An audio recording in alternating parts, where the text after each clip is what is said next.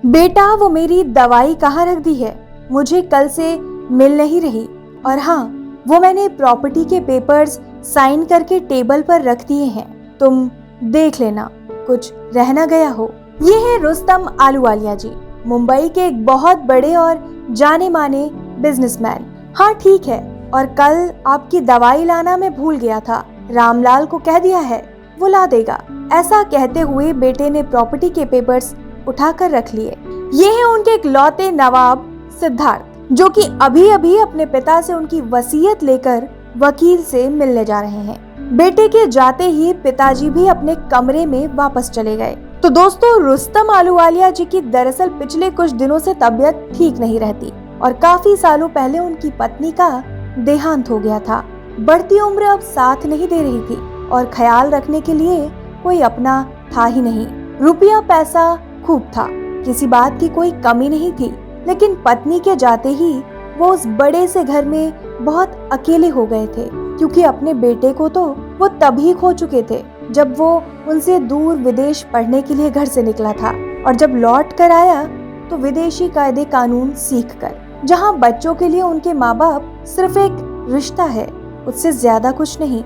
रुस्तम जी का बेटा भी उनसे सिर्फ तभी बात करता था जब उसे ये पूछना हो कि आप पावर ऑफ अटर्नी मेरे नाम कब करेंगे। पहले तो उन्होंने बेटे को ये समझाने की कोशिश की कि बेटा पहले काम सीख ले, सही गलत समझ जा, फिर ये सब कुछ तो तेरा ही है, मैं कहाँ लेकर जाऊंगा। लेकिन बेटा नहीं माना, बस दिन रात एक ही जिद, जब मेरा है तो दे क्यों नहीं देते आप। आखिरकार बेचैनी में रुस्तम जी की तबीयत एक दिन ज्यादा बिगड़ गई, जिसके बाद उन्होंने बेटे को समझाने के नाम पर हाथ खड़े कर लिए और हार मानकर सब उसके नाम कर दिया, सिवाय दूर गांव में खाली पड़ी 2 बिगहा जमीन को छोड़कर। वो दरअसल उनकी पुश्तैनी जमीन थी जो उनकी पत्नी को बहुत पसंद थी और उस पर वो अनाथालय बनाना चाहती थी। लेकिन वकील के पास जाने के बाद बेटे को जब ये बात पता लगी तो उससे इतना भी सब्र न हुआ। वो वापस तनतनाता हुआ आया और बोला, पापा ये क्या मजाक है, अब उस जमीन पर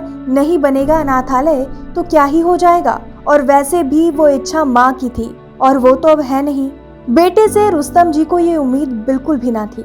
वो उदास होकर वापस अपने कमरे में चले गए। रात में उन्होंने बेटे को कमरे में बुलाया और वसीयत देते हुए कहा, बेटा मेरे मरने के बाद मेरे पैरों में ये फटे हुए मोजे पहना देना, मेरी एक इच्छा जरूर पूरी करना। बेटा बड़े आश्चर्य से पापा की तरफ देख रहा था, लेकिन उसके मन में अभी भी सिर्फ वसीयत का मोह भरा हुआ था। उसने पेपर्स लिए और चला गया। सुबह पता लगा रुस्तम जी नहीं रहे। नौकर ने आकर बेटे को जगाया। सभी नाते रिश्तेदार आए।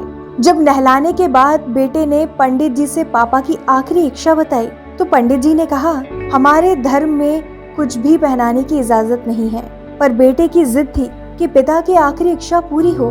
बहस इतनी बढ़ गई कि शहर के पंडितों को जमा किया गया, लेकिन कोई नतीजा नहीं निकला। इसी माहौल में एक नौकर आया और आकर बेटे के हाथ में रुस्तम जी के कमरे से मिला हुआ एक खत उसे दे दिया, जिसमें उन्होंने नसीहत लिखी थी, मेरे प्यारे बेटे, देख रहे हो, दौलत, बंगला, गाड़ी और बड़ी बड़ी फैक्ट्री और फार्म हाउस के बाद भी मैं एक फटा हुआ मोजा तक नहीं ले जा सकता। एक रोज तुम्हें भी मौत आएगी, आगाह हो जाओ। तुम्हें भी एक सफेद कपड़े में ही जाना पड़ेगा, लिहाजा कोशिश करना, पैसों के लिए किसी को दुख मत देना, गलत तरीके से पैसा ना कमाना, धन को धर्म के कार्य में ही लगाना, क्योंकि अर्थी में सिर्फ तुम्हारे कर्म ही जाएंगे। दोस्तों, इंसान फिर भी धन की लालसा नहीं छोड़ता, भाई को भाई नहीं समझता। इस धन के कारण भाई, माँ बाप सबको भूल जाता है, अंधा हो जाता है। दोस्तों, आपको ये कहानी कैसी लगी? आपकी क्या राय है? हमें जरूर बताएं।